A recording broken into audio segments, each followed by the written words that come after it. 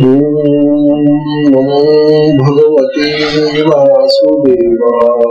नमो भगवते वासुदेवाय। ओम नमो भगवते वासुदेवाय। ओम नमो भगवते वासुदेवाय। ओम नमो भगवते वासुदेवाय। श्री सद्गुरुनाथ महाराज की जय। अवधूत चिंतन श्री गुरुदेव दत्त। परम पूज्य श्री सद्गुरु संत ज्ञानेश्वर महाराज की जय।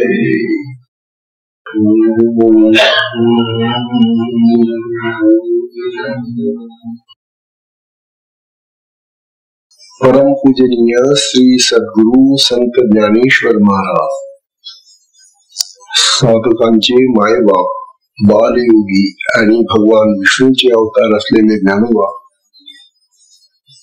यांचा श्री अमृत अनुभव तथा अनुभवामृत नावाचा ग्रंथ आपण पाहत आहोत.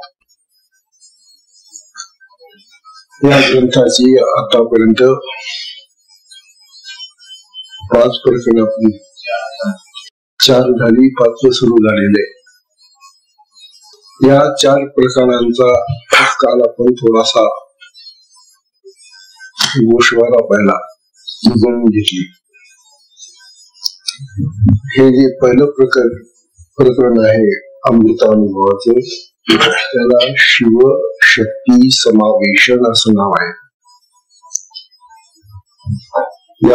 या सगळ्या अमृतानुभवाच्या ग्रंथामधल्या सगळ्या प्रकरणांमधून ज्ञानोबांनी आपले अमृताचे अनुभव सांगितलेले, आत्म्याचे अनुभव सांगितलेले आहेत.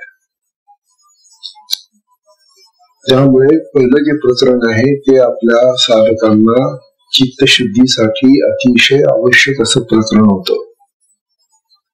म्हणून पहिलं प्रकरण हे कमीत कमी चित्तशुद्धी होण्यासाठी वाचलंच पाहिजे असे. दुसरं प्रकरण आहे श्री गुरुस्तवन म्हणून. ज्ञानोबांनी गुरु संबंधी जे लिहिलेले आहे ते क्वचितच ऐकायला मिळतं. आपली गुरुबद्दलची जी काय कल्पना, भावना, विचार असतील ना, ते फार बदलून जातात. तेव्हा गुरु म्हणजे काय, गुरु स्वरूप काय असतं, गुरु महत्व काय असतं, गुरुची सेवा काय असते, गुरु काय देतात, आपण काय घ्यावं, या संबंधी इतका सुंदर विचार मांडलेला आहे गुरुस्तवनामध्ये. तेव्हा ज्ञान होण्यासाठी, मुख्यतः आत्मज्ञान होण्यासाठी सद्गुरूंची आवश्यकता आहे, हे ज्ञानोबांनी शेवटी सांगितलं. कारण ब्रह्मज्ञान, आत्मज्ञान हे जे आहे ते सद्गुरूशिवाय मिळत नाही. त्यानंतर तिसरं जे प्रकरण आहे ते वाचा ऋण परिहार म्हणून सांगितलेले. आपल्या ज्या वाणी आहेत, जी वाचा आहे, जी भाषा बोलतो आपण, तिचा आपल्यावर फार उपकार झालेला आहे.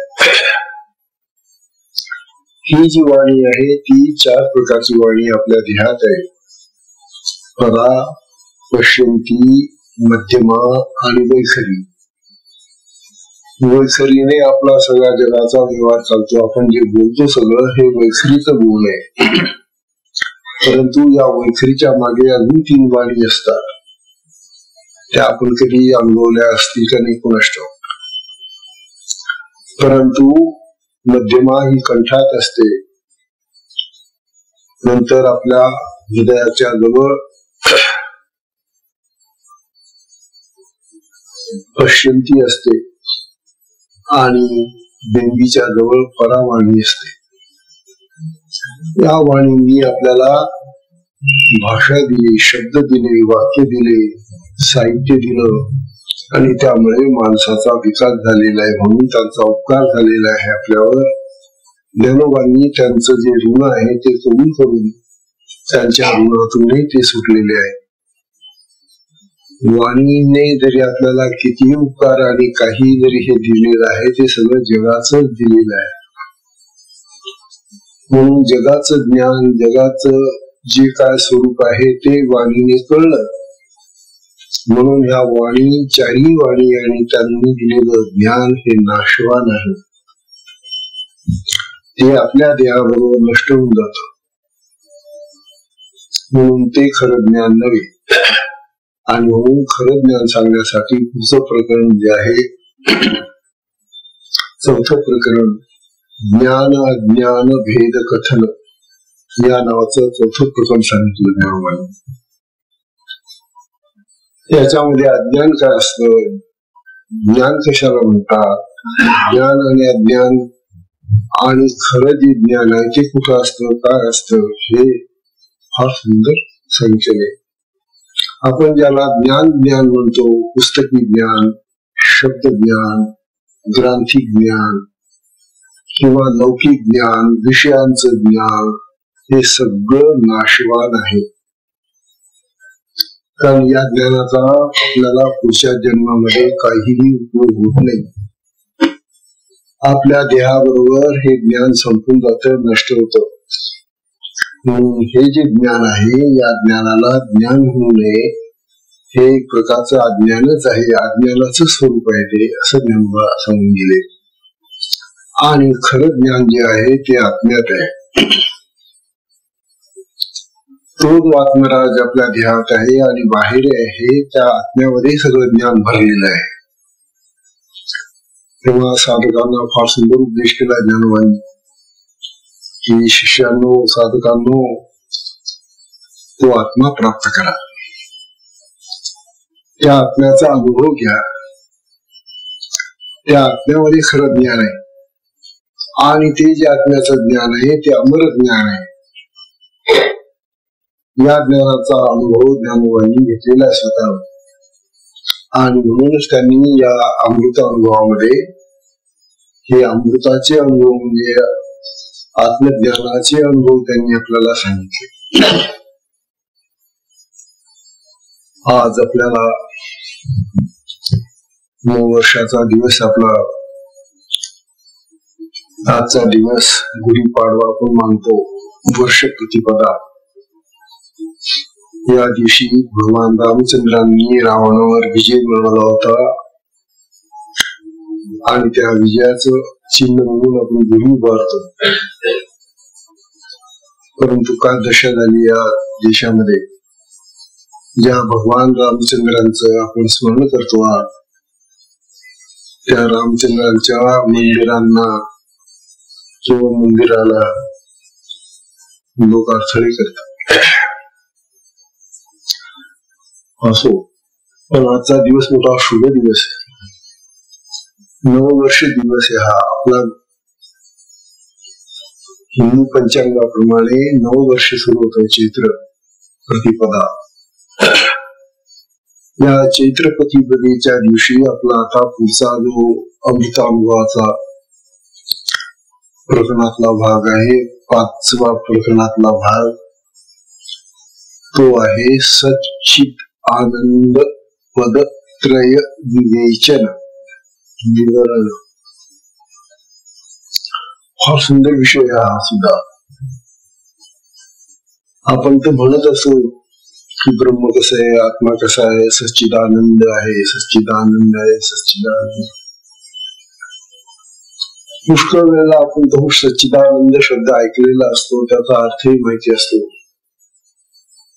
पण नेमकं जे स्वरूप आहे सच्चिदानंद या पदांचं, ते स्वरूप आपल्याला ज्ञानोबा आज समजून सांगणार आहे. ज्ञानोबा या सच्चिदानंद पद विवरण या प्रकरणामध्ये 68 ओव्यांमध्ये आता हा विषय चालेल. आतापर्यंत आपण 288 ओव्यांचा विषय संपवलेला आहे 4 प्रकरणामध्ये. पहिल्या प्रकरणाच्या 64 ओव्या होत्या, दुसऱ्या प्रकरणाच्या 80 ओव्या होत्या, गुरुवंदनाच्या सगळ्यात जास्त. तिसरं जे प्रकरण आहे त्याच्या 33 ओव्या होत्या, वाणी पर्याय. चौथं जे प्रकरण आहे त्याच्या 43 ओव्या झाल्या. आणि आता हे जे 5वं प्रकरण येत आहे त्याच्या 68 ओव्या आहे. बघा, आपण सर्व लोक गृहस्थी जीवनामध्ये असल्यामुळं, लौकिक जीवनामध्ये आपलं जीवन चाललं असल्यामुळं या गृहस्थी संसारी जीवनामध्ये अनेक प्रकारचे बाधा अडथळे येतात. आणि त्यामुळे आपल्याला हा जो ग्रंथ आहे हा इतका उत्तम ग्रंथ आहे, तो सलग असा ऐकायला मिळत नाही. वाचायला मिळाला तरी वाचून समजणारा ग्रंथ नाही हा. म्हणून हा कोणीतरी सांगितलं पाहिजे आणि त्यांचं स्पष्टीकरण करून जर आपल्याला तो ऐकवला तरच हा ग्रंथ समजतो. आणि क्वचित लोक हा ग्रंथ अशा प्रवचनांमधून सुद्धा लावतात. पण या ग्रंथाला पूर्वतयारी लागते. हे जे ज्ञान आहे हे ज्ञान समजून घेण्यासाठी त्याचं पूर्वजीवन जे आहे ते थोडस आध्यात्मिक, पारमार्थिक असं बनलेलं असावं लागतं. आज आपल्याला 5व्या प्रकरणाला सुरुवात करायची. फार शुभ दिवस आहे. म्हणतायत हे जे 5वं प्रकरण आहे या 5व्या प्रकरणाचा जो विषय आहे सच्चिदानंद पदत्रय, हे सच्चित आनंद हे जे 3 शब्द आहेत, हे 3 पद आहेत. आधी त्यांचा अर्थ लक्षात घ्या. या प्रकरणाची सुरुवात करूया. आपण आज पहिली ओवी ज्ञानवालीत आहे. यावर ज्ञानवा म्हणतात, सत्ता सत्ता प्रकाश सुख, सत्ता प्रकाश सुख या तिही ती उणे लेख, या तिही ती उणे लेख, जैसे विखपणेची विख विखा नाही, जैसे विखपणेची विख विखा नाही. ही ओवी कितीही वेळा मी वाचली तरी समजणार नाही. पण गोव्यात अशा काहीतरी आहेत, भाषा सोपी आहे तशी, शब्द सोपे आहे. ज्ञानवाना जे सांगायचंय ते आपल्या दृष्टीनं माग आहे, मोठं आहे, कठीण आहे, अवघड आहे. तशी भाषा फार सोपी आहे ती. मराठी भाषेनं मराठी सांगितलेलं ग्रंथ आहे ना, परंतु ही यादव कालीन मराठी आहे 700-800 वर्षापूर्वीची. त्यामुळे ही आपल्याला जुनी वाटते. आजची मराठी भाषा अगदीच वेगळी आहे. असो, तेव्हा अर्थ बघा आता या ओवीचा. ज्ञानोबा सांगून राहिले, सत्ता. सत्ता हा शब्द सत शब्दापासून झालेला आहे. सत, सत पासून सत्ता झाला. सत म्हणजे काय? जे राहत आहे, अखंड राहत त्याला सत म्हणतात. जे नेहमी राहत,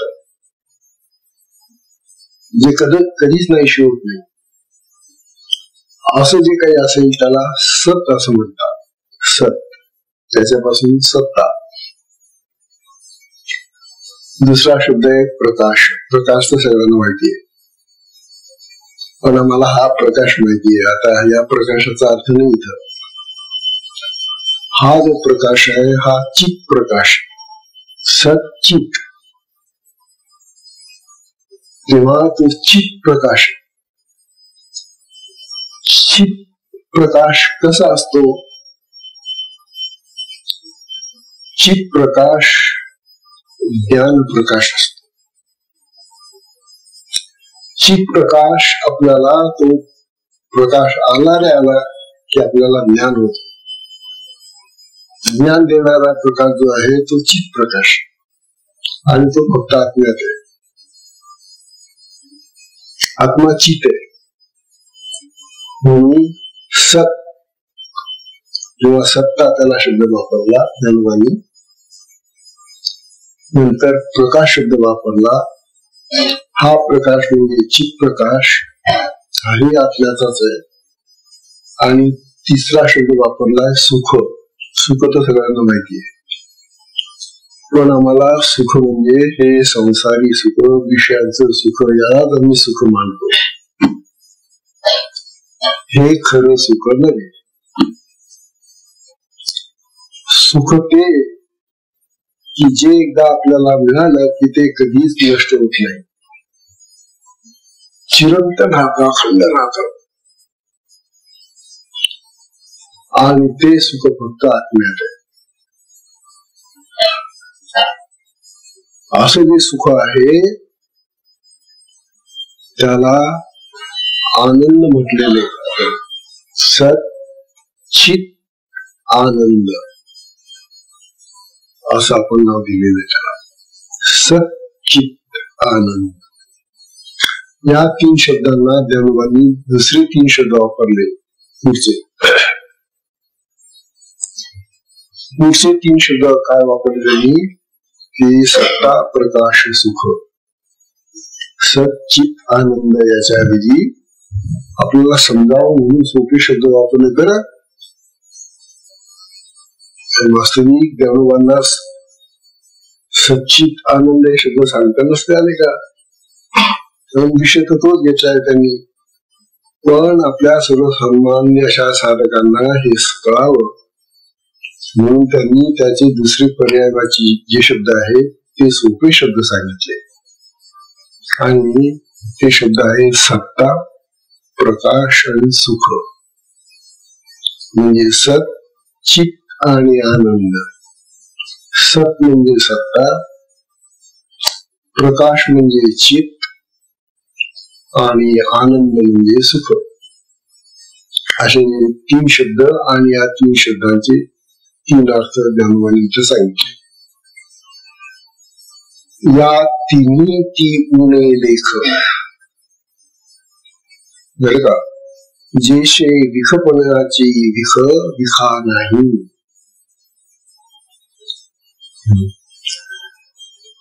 जणू आपल्याला समजले आम्ही त्या ब्रह्मालाही पाहिलं नाही, आत्म्यालाही पाहिले, आणि त्या ब्रह्माला किंवा त्या आत्म्याला लोक सच्चिदानंद म्हणतात. ज्ञान म्हणतात त्या आत्म्याला कुठलंच नाव नाही. तो निनावी आहे. आत्मा जो आहे त्याला कुठलंच नाव नाही. हे नाव तुम्ही काही लावा, त्याला चिटकवा.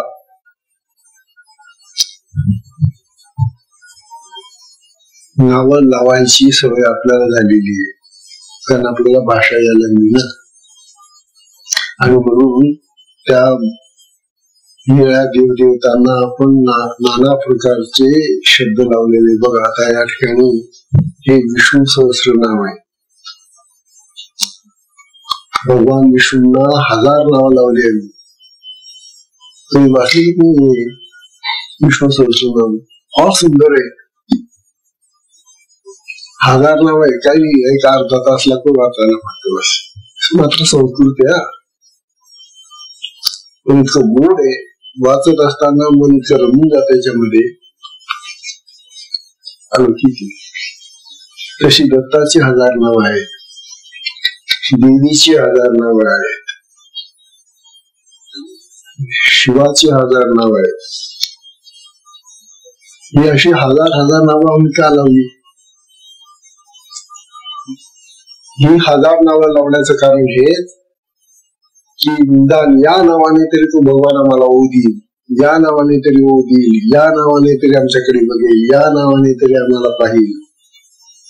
आणि ती सगळी नावं गोड असल्यामुळे आम्हाला ती अतिशय आवडणारी नाव असल्यामुळे आम्ही ती म्हणतो. बघा ना, मी एक गोष्ट तुम्हाला वाचून दाखवतो. यातली पाठ करण्यासारखं आहे. विष्णू सहस्रनाम.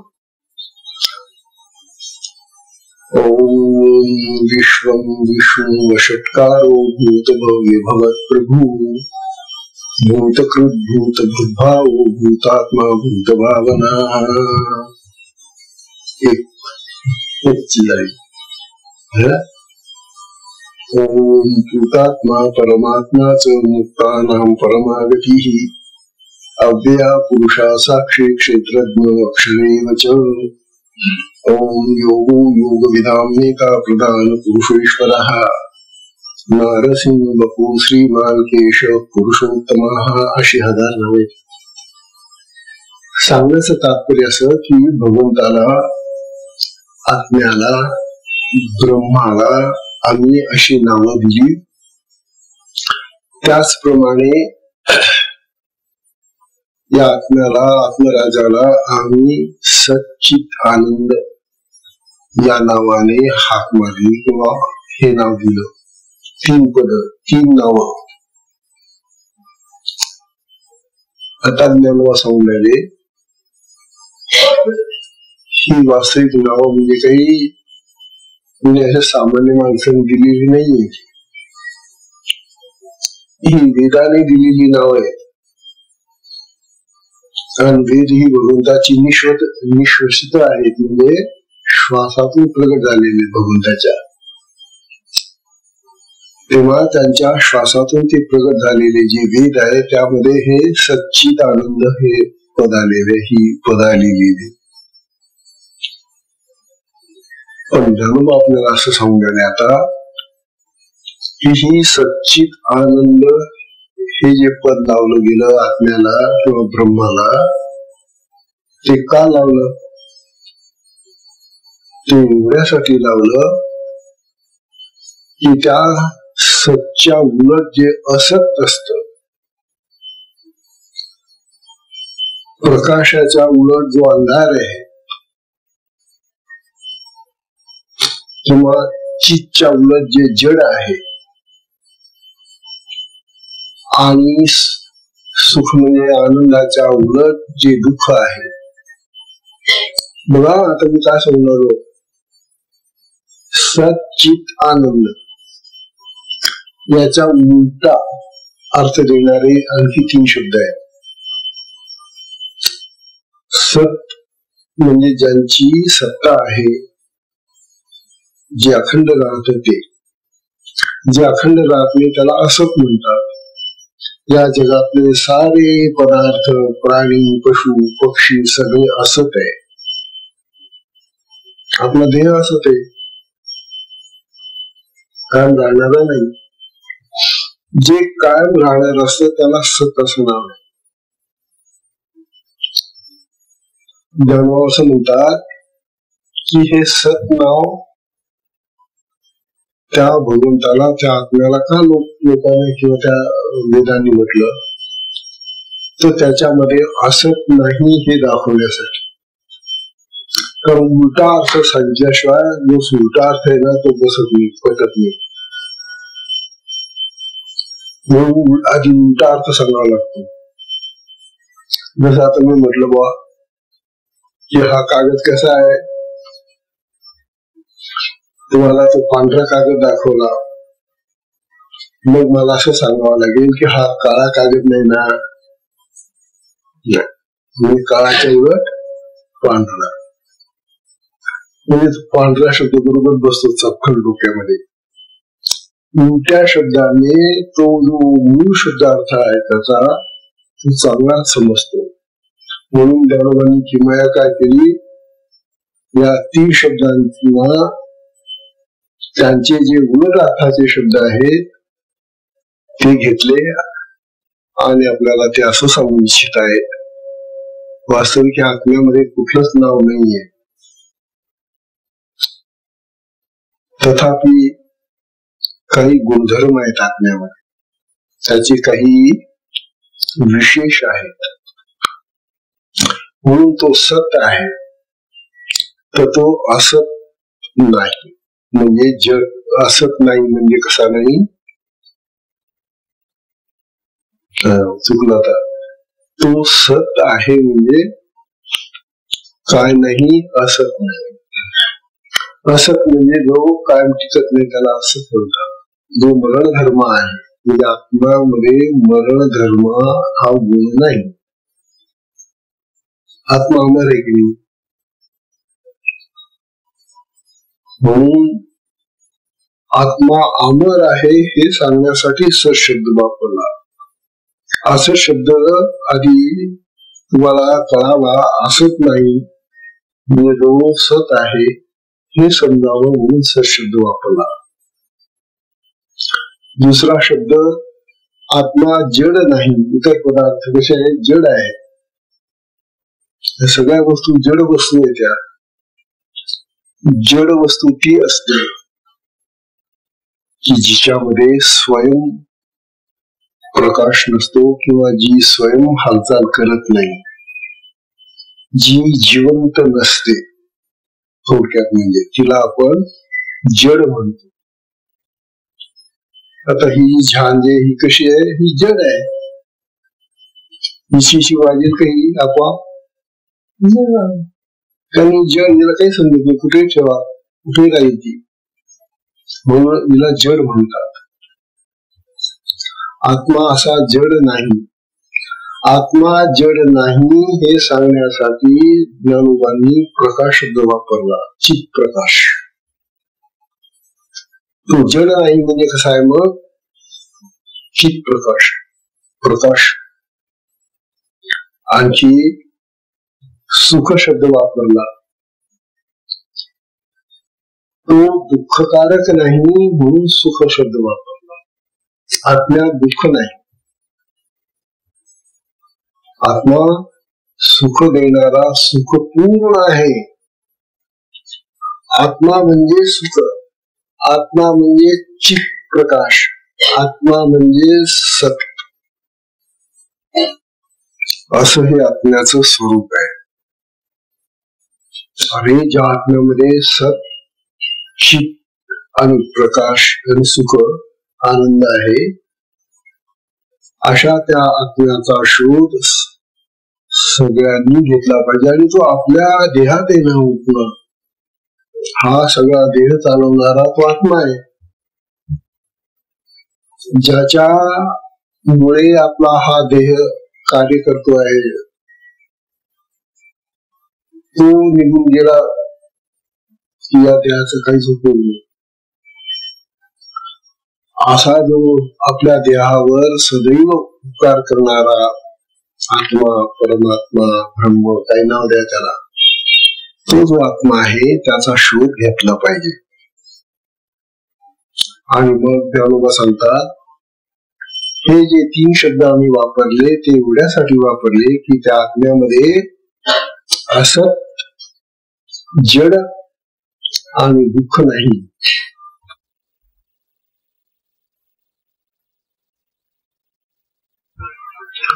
म्हणून आम्ही त्याला सत, प्रकाश आणि सुख हे 3 शब्द वापरले. ज्ञानोबांनी लगेच उपमा देऊन टाकली. दुसऱ्या चरणामध्ये, या ओळीच्या दुसऱ्या चरणामध्ये उपमा आहे, दृष्टांत आहे. जैसे विखपणेची विख विखा नाही. विख म्हणजे विष. पूर्वीच्या काळी श चा बदला ख वापरत असते. आज सुद्धा पुष्कळ लोक आपले वापरतात. श येत नाही. षट कोणाचा श उच्चारायला कठीण येतो. शामृगाचा तरी सोपा आहे, पण हा षटकोणाचा जो श आहे ना पुढ्या, तो उच्चारायला कठीण जातो. म्हणून त्याच्या ऐवजी ख शब्द वापरतात, विख. ज्ञानोबा म्हणतात, जैसे विखपणेची विख विखा नाही. म्हणतात बाबा ज्ञानोबा,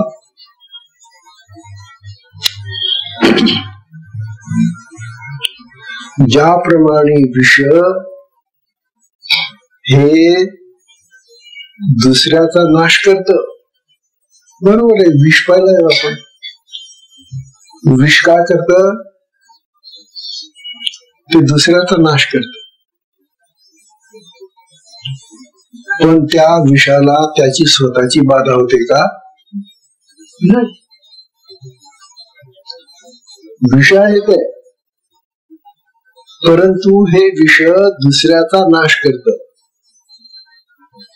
दुसऱ्याच्या नाशासाठी विष जसं काम करत आणि ते स्वतः मात्र त्या विषापासून आनंदात राहत, त्याला काही त्रास नाही. आता ही उपमा अशी कशी काय दिली त्याला? प्रश्न असा आहे की जे असत, जड आणि दुःखकारक आहे हे विष आहे. धर्मांना जे सांगायचं होतं, जे सत, प्रकाश आणि सुख जे सांगितलं आत्म्यामध्ये आहे, त्याच्या विरोधी जे भाव आहेत ते विष आहे. म्हणून माणसं आत्म्याला न जाणताना आत्म्यावर नाना प्रकारचे आरोप करतात, नाना प्रकारचे शब्दांचे लेबल चिटकवतात. माणसाचा स्वभाव त्याला काय करणार? चांगल्या माणसाला पुष्कळ लेबल लावलेले असतात. बघा तुम्ही, आपल्या संतांना लावलेले तर ते सामान्य माणसांना लावायला चुकतं का? ते मनुष्य असाच आहे हो, लावले एक लेबल, नाही का?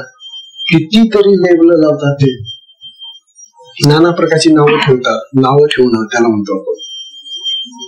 नावं ठेवणं हाच एक प्रकार आहे माणसांमध्ये आलेला भाषेमुळे. तर त्यांना नावं यायला लागली आता, आणि ती बरोबर आठवतात. आणि किती नावं, देवाची नावं चांगली नाही येणार पटापटा, परंतु ही जी वाईट नावं आहे ना, ती लोकांना फार पटापटा येतात आणि पटकन चिटकून देतात कोणालाही. कोणा तो असाच चाललं झालं तसं. ज्ञानोबा सांगून राहिले, अरे वेड्यांनो, हे विष आहे.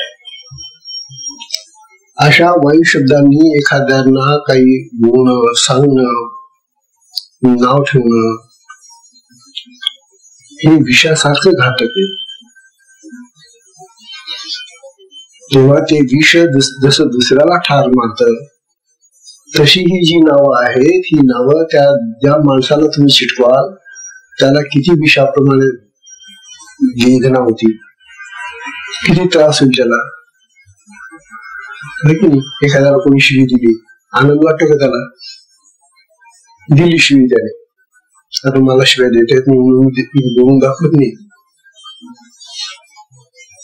मला येत पण मी कधी कोणाला शिवी दिली नाही बोला. तेव्हा शिवी दिली की जो ऐकणारा असतो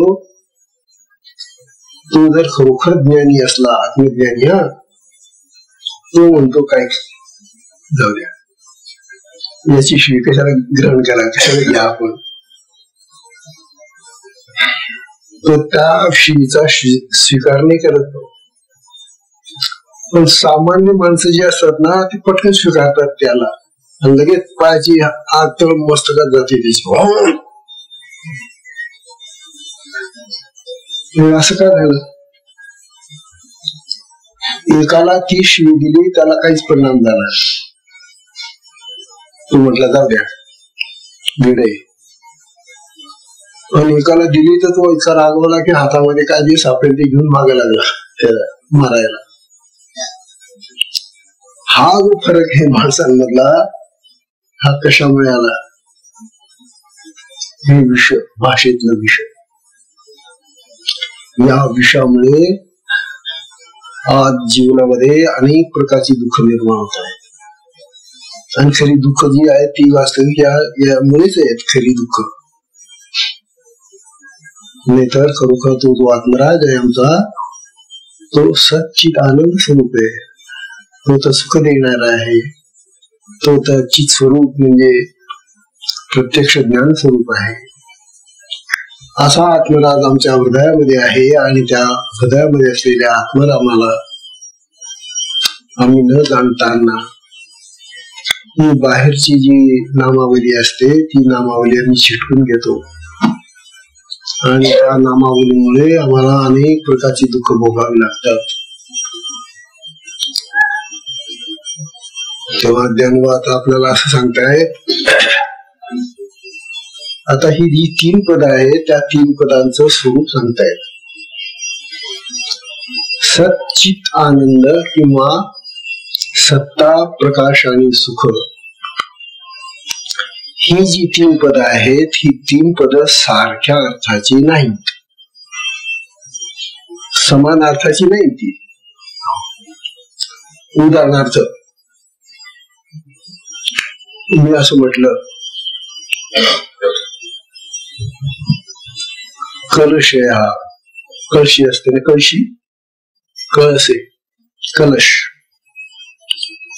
किंवा मी म्हटलं दुसरा कुंभ आहे हा,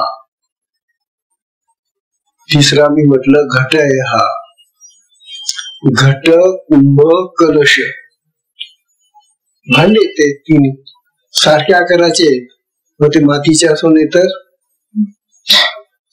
तांब्याचे भांड्याचे कुठल्या प्रकारचे असो, पण 3 प्रकारची भांडी घेतली मी आणि तिघांना नाव दिलं वेगवेगळं, कलश, घट आणि कुंभ. वास्तविक त्यांचं स्वरूप एकच आहे, तिघांचे अर्थ एकच आहे. कलश म्हणजेच कुंभ आहे, कुंभ म्हणजेच कलश आहे, कलश म्हणजेच घट आहे, घट म्हणजेच कुंभ आहे. म्हणजे त्या अर्थामध्ये काही भिन्नता नाही. म्हणजे हा अर्थ याला लावला काय, याला लावला काय, याच्यामध्ये काही बदल होत नाही. कुठल्या याला कलश म्हणा, कुठल्या याला कुंभ म्हणा, कुठल्या याला काय कलश म्हणा, काय म्हणा, त्याच्याने काही बदल, कारण अर्थ सारखे आहेत ना. पण इथं जे 3 शब्द वापरलेत ना ज्ञानवादी, सच्चित आनंद किंवा सत्ता, प्रकाश, सुख, हे 3 शब्द सारख्या अर्थाचे नाही तसे. यांचे अर्थ सारखे आहेत का बघा तुम्ही. सत म्हणजे जे अखंड राहत त्याला सत म्हणतात. चित्त म्हणजे जे चिन्मय आहे, जे प्रकाशमय आहे ते, आणि सुख म्हणजे जे आनंदमय असतं ते.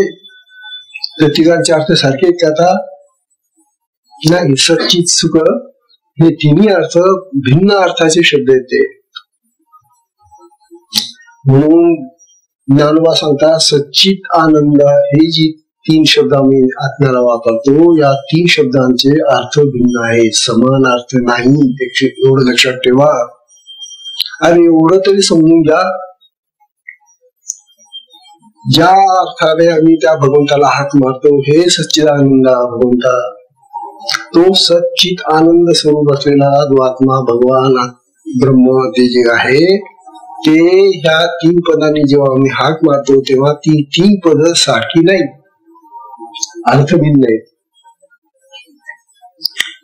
उदाहरण द्यायचं, आपल्या घरातलं उदाहरण घेऊन आपण सोपं. एका घरामध्ये मोठं घर आहे, आता मोठी घर राहिली नाही. पूर्वी आपल्या घरामध्ये खूप माणसं राहायची, आजोबापर्यंत लोक राहायचे घरामध्ये. तर असं एका मोठ्या कुटुंबामध्ये एक माणूस आहे. आता मोठं कुटुंब असल्यामुळे त्या कुटुंबामधली जी मुलं आहेत ना, त्या कुटुंबातली ती मुलं 4 मुलं येतात. आता 4 मुलं आणि हा एक माणूस. आता हा एक मुलगा आहे ना, तो म्हणतो त्याला मामा म्हणतो, कारण तो आईचा भाऊ असलो म्हणून त्याला मामा म्हणतो. दुसरा जो मुलगा आहे ना, तो त्याला काका म्हणतो. माणसं बघून राहिले का, माणसं तेच आहे, तो त्याला काका म्हणतो, कारण काय, तो त्याच्या बापाचा भाऊ असेल म्हणून. तिसरा जो आहे ना तो त्याला दादा म्हणतो, कारण त्याच्यावर मोठा भाऊ असेल तो कदाचित. अशा प्रकारे मामा, काका, दादा, भाऊ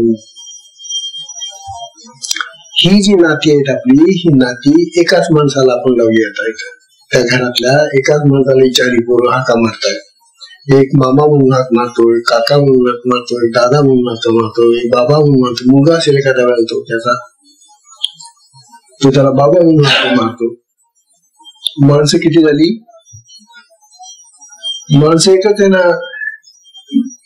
हाका मारणारी 4 आहेत. 4 शब्दांनी त्या एकाच माणसाला हाक मारलं जातं. ओ किती लोक देतील? एकच मुंशी देईल ना. समजा 4 भोगे सुरू झाले 4 कोपऱ्याला, तो तिकडे मामा, हा इकडे काका, हा इकडे बाबा, हा इकडे, असे हाका मारायला लागले तर किती माणसं होऊ देतील त्याला? एकच आहे. ही जशी विविध प्रकारे नावं ठेवलेली आहेत आणि एकाच माणसाची ती नाव आहे. नावासारखी का आता? नाही. मामा काका सारखा असतो का? नात्यात बदल झाला ना. हो, नात्यात बदल आहे, नाव बदल झाली. नावामध्ये बदल करता येणार नाही त्या पोरांना. हे माझ्या ऐवजी तू काका म्हण, मी तुझा शब्द म्हणतो, असं चालेल का? ते चालणार नाही. त्याला तेच म्हणावं लागेल. कारण त्याचा काका असेल तर त्याला काकाच म्हणावं लागेल, त्याचा मामा असेल तर त्याला मामाच म्हणावं लागेल ना. तात्पर्य असं की आत्मराजाला अशा दृष्टीनं असंख्य नावं आम्ही दिलेली आहे. ही जी नावं आम्ही हाका मारतो देवाला नाना प्रकारे, ती कधी बंधू म्हणून हाका मारतो, कधी सखा म्हणून हाका मारतो, कधी नाही का नाना प्रकारे आपण त्यांना आळवतो. तेव्हा ही जी आळवणी आहे देवाची, ही विविध नावांनी होते. आणि ती नावं आम्ही कशामुळे देतो तर आमच्या चित्तामध्ये जो भाव असतो त्यावेळेला, जो प्रेमाचा भाव, सुख जे मनुष्याचं जे आहे ना, ते जे सुख किंवा तो जो आनंद आहे आमच्या अंतकरणामध्ये, त्या आनंदाच्या मुळे आम्ही त्या भगवंताला विविध नावांनी हाका मारतो. तात्पर्य समजलं का आता? की भगवंताला हाका मारायचं असलं तर कुठल्याही नावाने हाका मारा, परंतु हाक मारण्यापूर्वी एवढं ते समजून घ्या की तुम्ही ज्या नावाने हाक मारता आहात ते नाव तरी तुम्हाला आठवतं का? त्याचा अर्थ कळतो का? अर्थ कळत नसेल तर त्या नावाला काहीच अर्थ नाही. पुन्हा ज्या नावाने तुम्ही त्या भगवंताला हाक मारतात, त्या देवाला हाक मारतात, त्या नामामध्ये प्रेम असलं पाहिजे, तुमचं आवड असली पाहिजे, आनंद असला पाहिजे तुम्हाला ते नाव घेताना. तर त्या आत्मराजाला ते नाव ऐकल्याबरोबर त्याला तर आपल्यासारखे कान नाही, नाक नाही, डोळे नाही, काही नाही, अवयव काहीच नाही त्याला. आत्म्याला काहीच नाही. आत्म्याचं स्वरूप सांगितलंय भगवंताने ज्ञानोबा मागच्या प्रकारामध्ये. आत्मा निरअवयव आहे, त्याला अवयव नाही. अवयव नाही, कुठंच अवयव नाही त्याला. मन, बुद्धी, चित्त सुद्धा नाही. मग असा आत्मा कसा ऐकत असेल? कारण आम्ही आमच्यावरून ठरवतो ना. आमचे काम बरे झाले तर आम्ही करून पाहतो. का म्हटलं? त्या आत्म्याला म्हणजे काम नाहीये, मग तू कसं ऐकतो ब? अरे तुमचे सगळ्यांचे काम जरी एकत्र केले तरी त्याच्यापेक्षा अनंत पटीची शक्ती त्या आत्म्यामध्ये आहे. बरं, आपल्या कानामध्ये तर एवढी शक्ती आहे थोडीशी, आपल्या नाकामध्ये तर वास घेण्याची एवढीच नळी आहे, आपल्या डोळ्यामध्ये दृष्टी तर एवढीच आहे, पण तो अनंत दृष्टीचा अनंत असा शक्तिमान असा आत्मा आहे, तेव्हा त्याला हे सगळं कळतं. तुम्ही बोलण्याच्या अगोदर त्याला कळून जातं तुम्ही का बोलणार आहे ते. त्याला आणखी कशाला कान डोळे हे हवे त्याला. असा जो आत्मा आपल्या देहामध्ये आहे तो कसा आहे, म्हणून त्या आत्म्याला प्रेमाने संबोधा.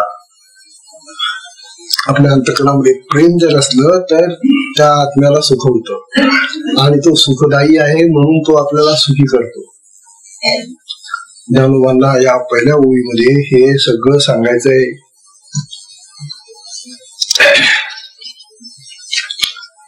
आज ज्ञानोबांनी आपल्याला आणखी एक सूचना दिलेली आहे. ज्ञानोबा सांगतात, परमात्मा सच्चिदानंद रूप असताना ही 3 पदे परमात्म्याच्या ठिकाणी का चालत नाही? कारण कुठलेही त्याच्या ठिकाणी कुठलंच पद नाहीये, तर हे 3 पद कुठून आणली तुम्ही? हा जो आत्मा आहे परमात्मा आत्मा, आता आपण पाहिलंच ना, त्याला कुठलं कान नाही, डोळे नाही, नाक नाही, शरीर नाही, काहीच नाही. मग कुठल्या नावाने हाक माराल त्याला तुम्ही? मग तुम्ही सच्चिदानंद एवढ्या नावाने तरी का हाक मारता? तो कसं काय स्वीकारेल ते नाव? म्हणून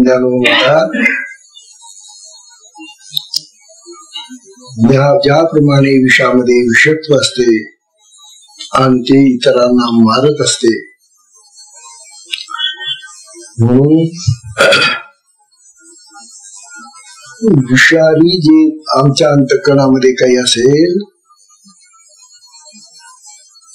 विषमय आमच्या अंतःकरणामध्ये काही तयार झालेलं असेल, तर त्या विषमय अशा त्या अंतःकरणामधून विषमय असेच शब्द बाहेर पडतील, विषारी विकारी, आणि ते दुसऱ्याला त्या भगवंताला त्रासदायक होते ऐकायला. म्हणून ज्ञानोबांनी एक सूचना दिली. आता आंब्याचे दिवस येऊन राहिले. आंबा घेताना म्हणे नुसतं पाहून आंबा घेऊ नका. बरोबर आहे, दिसायला आंबा चांगला दिसतो, पिवळा जर दिसतो, आकार चांगला आहे, फार सुंदर दिसतोय, घ्यावासा वाटतो. आंबा पाहून घेऊ नका, मग काय करून घ्या? खाऊन घ्या, चाखून घ्या. त्याला म्हणा भाऊ थोडस रस दे, मग घेऊ तुझा आंबे. तुम्ही तसं करतातच होतं नेहमी. आंबे घेताना असे बरोबर गेले बाजारात, जशी भाजी घेऊन टाकली तशी आंबे थोडी घेतात. पण विष असलं तर चाकून पाल का, तर खरं तुमचं विष कसं काय असं म्हणाल का? तात्पर्य असं की विष आणि अमृत, आंबा अमृत आहे म्हणून त्याला आम्रफल म्हणतात, अमृताचं फळ येते. तेव्हा विष आणि अमृत हे जो 2 पदार्थ आहेत, एक संजीवन देणारे आहे अमृत आणि एक मारक आहे. मग कुठलं धारण करणार तुम्ही तुमच्या अंतःकरणामध्ये? बघा, असं ज्ञानोबा सांगता येईल. हा सुंदर विषय चाललेला आहे. तेव्हा ज्ञानोबा म्हणतात, आत्मा सच्चित आनंद स्वरूप आहे तो, परंतु तेवढीच नावं त्याच्यामध्ये आहेत असं म्हणता येत नाही. कारण तो अनंत नावं धारण करूनही विना नावाचा आहे. अनंत नावं त्याला लावा तुम्ही, परंतु ही माझी नावं नाहीये तुमच्या डिक्शनरीतनं तुम्ही शोधून शोधून मला लावता येते नाव. परंतु नाव देताना, नाव लावताना तुमच्या अंतःकरणामध्ये काही अमृत आहे का? प्रेम आहे का? सुख आहे का? आल्हाद आहे का? आनंद आहे का? तर ते नाव तुमचं नाव पसंत. नावाला किंमत नाही, तुमचा भाव महत्वाचा आहे. गोष्ट लक्षात ठेवा. आता भगवंताला भाव आवडतो, नाव नाही. नावाने पुष्कळ लोक विकले जातात. देवाला नावाची गरज नाही.